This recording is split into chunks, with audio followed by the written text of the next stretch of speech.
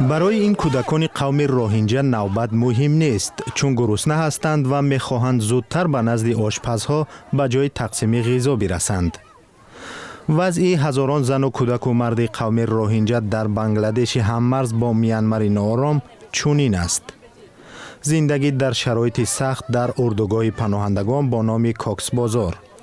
рӯзона даҳҳо нафар аз тарси ҷонашон аз Мянмар мегурезанд ва ба сафи ин паноҳандагон мепайванданду азоб мекашанд.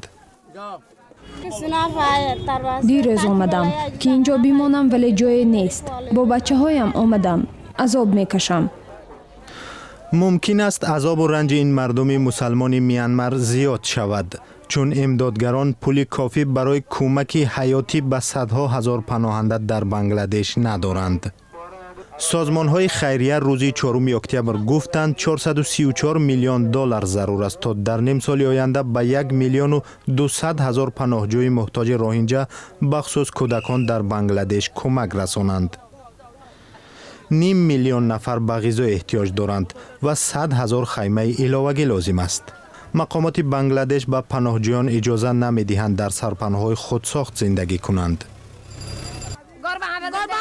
мо баъди ранҷи зиёде аз Мянмар гурехтем. ҳоло бо пули гадоӣ метавонем инҷо хонае созем.